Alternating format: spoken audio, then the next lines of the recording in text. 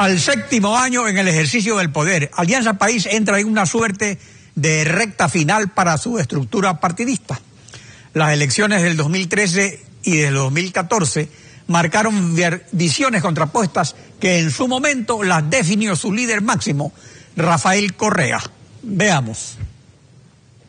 La gran diferencia la hace la consolidación de Alianza País. Ahora sí tenemos un movimiento político organizado, con capacidad de movilización. Lo hemos visto por donde quiera que hemos ido. Está la presencia de Alianza País y de esos militantes, de esos dirigentes, de esos coordinadores, de esos CRC, del Comité de la Revolución Ciudadana, de esas centrales que con tanto esfuerzo abrían en los barrios, en diferentes casas. Esas son las trincheras de las que se ha construido esta hermosa victoria popular. Me hablo de estructura, falta mucha estructura. En Quito, esta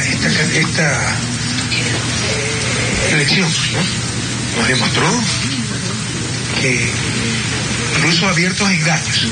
1066 centros, ¿cómo se llaman? Los comités de revolución ciudadana, CRC. Convocamos a los 1066, fueron 400. Y el resto ni siquiera existían. En los 400 los comités, muchísimos eran una persona. Las directivas son sectarias, que no hay estructura. Doris Solís, secretaria ejecutiva de Alianza País. Buenos días, bienvenida a Contacto Directo.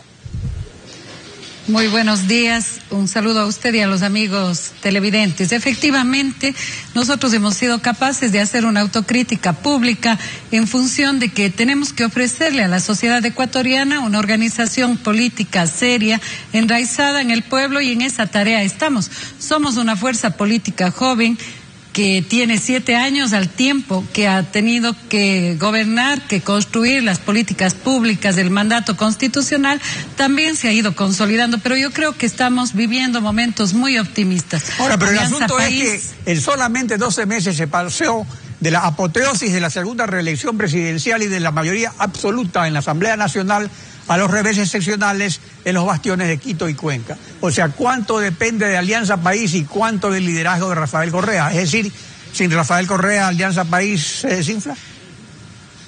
De ninguna manera. Yo creo que ese es un falso dilema. Toda organización política requiere liderazgos fuertes, liderazgos propositivos, al tiempo que estructura organizativa, que es precisamente en lo que estamos afincados.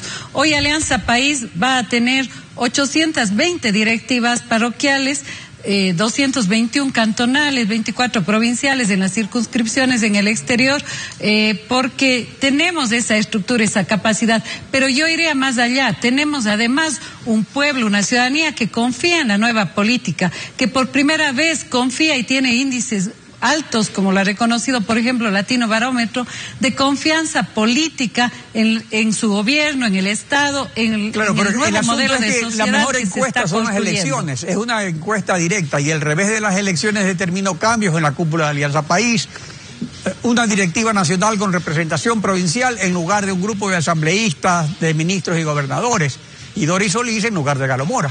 O sea, ¿cómo evalúa estos 100 primeros días al frente de Alianza País de acuerdo con las directrices con las que se está manejando ahora el movimiento?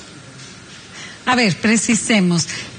Alianza País tenía una directiva prorrogada, que justamente fue prorrogada porque tenía la tarea de enfrentar las elecciones de gobiernos locales, de modo que fue por nuestros estatutos, no por el tema del revés. Yo creo que tuvimos éxito y hemos alcanzado 2.265 autoridades locales, pero también efectivamente tuvimos revés en ciudades importantes como Quito, Cuenca, otras ciudades. Eso a cualquier fuerza política seria y estructurada le llama a corregir errores tácticos, pero yo creo también que debemos reconocer que el capital político en esta revolución, en esta transformación, en esta construcción de un país de igualdad de oportunidades está intacto, y es precisamente lo que en este momento permite que miles de ciudadanos y ciudadanas hayan dejado atrás esa desconfianza en las organizaciones políticas y estén afiliándose masivamente, estén integrándose, carnetizándose y activando políticamente en Alianza País. Esa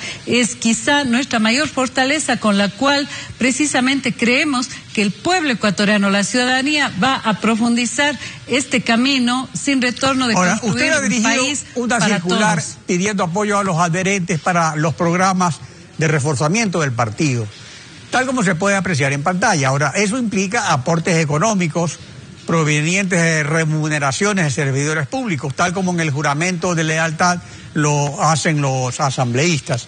¿No sería esto caer en lo mismo que se criticó al MPD de financiar a la UNE con dineros del Estado y ahora de financiar al movimiento con dineros del Estado, cuando existen dineros, asignaciones específicas del Estado, que son los fondos partidistas?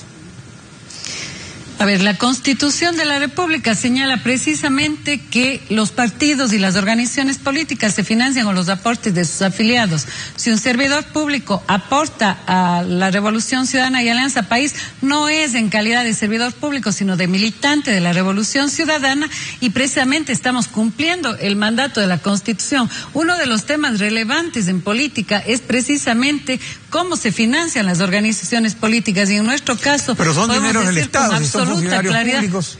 Sería como el caso del fondo de cesantía. O sea, dices, es para un asunto privado, pero el origen es del Estado.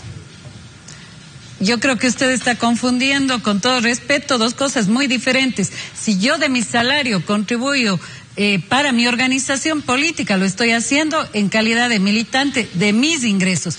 El tema de los fondos previsionales y el debate que en este momento está abierto y en diálogo con los representantes de estos fondos es aquellos que tienen aportación del Estado, no la contribución individual, que es de carácter privado y que corresponde pues a la decisión de los aportantes, de modo que no tiene nada que ver con la aportación de un militante a su fuerza política, sea un alcalde, sea un funcionario público, un asambleísta. Precisamente es el mandato de la Constitución de cómo se financian las organizaciones políticas, además del fondo partidario, que todavía está pendiente en este año la entrega por parte del Consejo Nacional Electoral. Ahora, el asunto es que se camina por vías paralelas. Después de las elecciones se refuerza el partido y por otra parte el bloque de asambleístas ha presentado un paquete de enmiendas constitucionales con la reelección presidencial indefinida a la cabeza para que sea aprobada en la Asamblea sin consulta popular. ¿Es que temen otro revés electoral o es porque la Ley Orgánica de Control Constitucional, en su artículo 105 sobre control del cuestionario para consultas populares, en el numeral 3, excluye que la propuesta esté encaminada a establecer excepciones puntuales que beneficien a un proyecto político específico? Porque aquí habría una excepción, o sea, alguien que ha sido reelegido ya 2 veces se lo reelegiría indefinidamente en función de un proyecto político. La propia Constitución señala que la soberanía del pueblo se ejerce a través de 2 mecanismos: la democracia directa, que es la que más ha ejercido este proyecto político y la Revolución Ciudadana, y a través de los órganos legítimamente electos. El pueblo ecuatoriano reconoció y apoya la Revolución Ciudadana, habiendo permitido la elección de 100 asambleístas del bloque de Alianza País para una enmienda constitucional que en este caso, desde nuestra perspectiva, no solo no vulnera ningún derecho ni hace cambios esenciales a la Constitución, sino amplía la expresión del pueblo para que sin ninguna restricción pueda elegir a sus representantes. Si un presidente, un líder está haciendo bien las cosas, creo que el pueblo ecuatoriano tiene sin ninguna cortapisa el derecho de continuar eligiéndole y al mismo tiempo el derecho de decidir cuándo quiere alternabilidad. Pero una norma, por más importante que sea, no puede restringir esa expresión popular. A ello se refiere la enmienda, así como a otros temas que resuelven problemas de los ciudadanos como la seguridad, el poder fortalecer la ejecución de los programas de educación, de salud, etcétera, la ampliación de sus derechos. Ahora, pero sobre la reelección, el presidente Rafael Correa insiste en que él no quiere la reelección. Y el sábado pasado incluso comentó el anuncio del vicepresidente de Glass de no lanzarse a la reelección de la siguiente forma. Veamos. Por ahí le han tergiversado las palabras a nuestro vicepresidente, que él no se lanzará a la reelección y será a la casa del 2017. No creo que haya dicho eso. Si lo ha dicho, ojalá que reflexione, porque alguien que puede tomar la posta, una persona sumamente capaz, es Jorge Glass, precisamente para poder continuar con estos centros de salud, con los hospitales, con la unidad del milenio, con las carreteras, las hidroeléctricas, compañeros. Cuidado, piensan que ya todo está logrado. Ahora, se entiende que el vicepresidente no quiere la reelección, pero es vicepresidente. Él nunca ha dicho que no quiere ser presidente. ¿Es Jorge Glass la alternativa electoral de Alianza País para la presidencia en el 2017? Es temprano para hablar de candidaturas, pero creo que un tema fundamental es que el pueblo ecuatoriano pueda decidir sin ninguna restricción, como he señalado, la continuidad de nuestros líderes y de este proceso de cambio. Y yo creo que, por lo menos, es cuestionable y llamaría a la reflexión por qué los representantes de la derecha, de la bancocracia en el país, son los que ahora plantean realizar una consulta popular cuando, por ejemplo, hechos sustanciales para la política y la vida de los ecuatorianos, como el salvataje bancario, la propia dolarización que el señor Lasso ahora propone que se someta a una consulta popular cuando no está amenazada, ni mucho menos aquellos que nunca consultaron al pueblo, ni en la Constitución del 98, ni en temas como la Carta de Intención con el Fondo Monetario y otras decisiones que afectaron negativamente, señalo, la vida de los ecuatorianos, hoy quieren erigirse en los campeones de la democracia. Pero es que hay un cambio fundamental, la Revolución Ciudadana. Antes no existía una constitución como la de Montecristi que establece la iniciativa popular para una consulta popular para reformar la Constitución. Entonces es por eso, es un mecanismo creado por ustedes mismos que ustedes no quieren usar. Siempre ha habido la posibilidad de la consulta popular y un referendo como una posibilidad de los mandatarios para con su pueblo. Pero no para reformar la Constitución. No se trata de una reforma constitucional. O sea, ustedes son los inventores de la bomba atómica y ahora no la quieren usar.